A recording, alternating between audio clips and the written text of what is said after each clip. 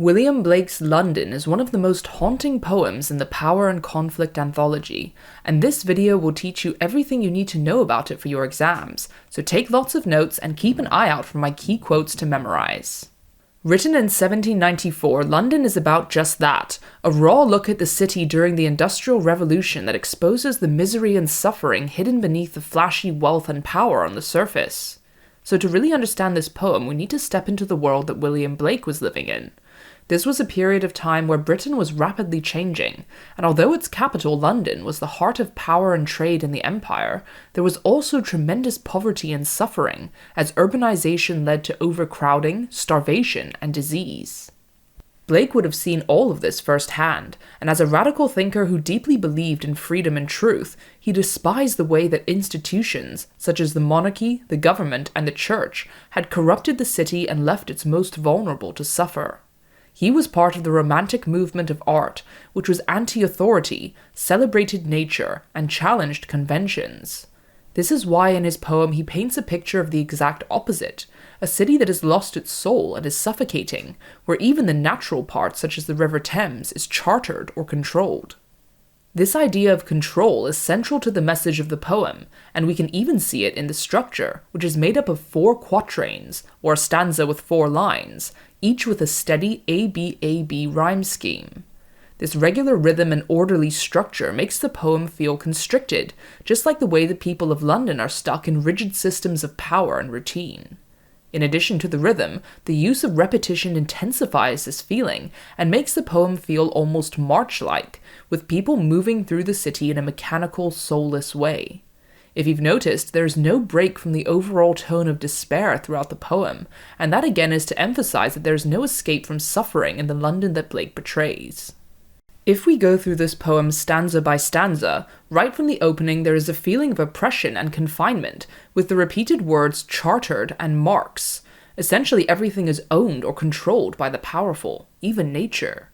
The word wander at the beginning should be associated with freedom, but it's an ironic use because even wandering is restricted by the mapped streets and rivers.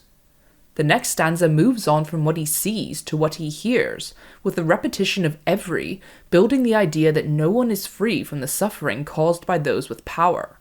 But the key phrase here is the mind-forged manacles, a metaphor for psychological imprisonment. Blake is suggesting that people are being enslaved by their own minds, because the systems that control them have conditioned them or trained them to accept their suffering as normal life. The third stanza identifies the institutions of power, the church and the monarchy, and exposes how they profit from the pain of others. The chimney sweeper's cry represents the exploitation of children, who were often used to do the deadly work of cleaning chimneys because they were so small, and although it appalls the church, the word blackening seems to be used in an incriminating way, as they are guilty of doing nothing to stop it. In the same way, the soldier's blood running down the palace walls is a graphic image which implies that the monarchy keeps its power through the death and suffering of its people. Both of these institutions are meant to be holy and noble, but instead are painted here as symbols of hypocrisy and corruption. The final stanza highlights the moral and social decay of the city, pairing the curse of a youthful harlot, or prostitute, with a newborn infant, juxtaposing innocence and vice. Blake is showing how those born into the system are instantly corrupted by it, and are trapped in a life of crime and poverty because they have no hope of bettering themselves. This culminates in the final phrase, marriage hearse, an oxymoron that puts life, love, and death together. It suggests that life is an ongoing cycle of misery, which taints even the parts that are supposed to be good. Moving on to themes, the most important one in this poem is power, or more specifically, abuse of power. Blake shows us how the powerful few in society act to benefit themselves, while ignoring or contributing to the suffering of ordinary people. Power manifests itself here in control, as whether it's people or the river, everything is under the jurisdiction of institutions. It is not just physical control either. Their biggest power comes with mental control, through the mind-forged manacles that shape their thoughts and compel them to obey. Another key theme is the loss of innocence, as Blake portrays in an unfiltered way how London was corrupting the purity of childhood and human nature as a whole. Specifically, the infant's cry of fear and the chimney sweeper's cry highlight the suffering of children, who have been neglected by the church and the government, and were really the worst victims of this society. Even the harlot is described as youthful, showing how people are forced into lives of crime from a young age because they have no other choice. He mainly targets institutions as the cause of this suffering, due to corruption, another prevalent theme in this poem. The blackening church references religious hypocrisy, as they are being stained with guilt as a result of their silence in the face of such obvious social injustice, while the palace walls dripping with blood condemn the monarchy for using war to gain more power at the expense of the lives of its people. This triangle of power, the church, the state, and the crown, were exposed by Blake as enslaving the people instead of serving them.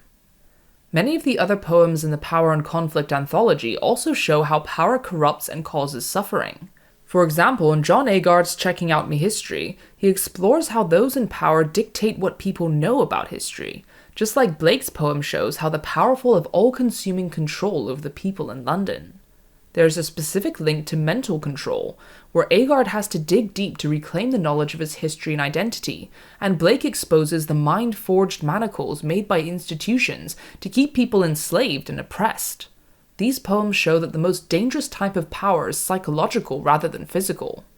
In My Last Duchess by Robert Browning, the idea of control through ownership is explored, as in Browning's poem, the Duke treats his wife like something he owns, controlling her smile, her actions, and finally her life. In London, the ruling classes do the same, by controlling the streets, the rivers, and people's minds. And finally, in Wilfred Owen's Exposure, we can see similarities in the failure of leadership and how that leads to suffering. The blood of Blake's soldiers running down palace walls directly links to Owen's portrayal of soldiers suffering while leaders sit safely behind the lines. Both poets emphasize that there is an emotional and physical cost of war, and that those in power rarely have to feel it. That's all for this one, but if you're studying power and conflict poetry for your exams, I highly recommend that you check out my other videos on the poems in this anthology, which are coming up after this. Let me know which other poems I should analyze in the comments. See you next time!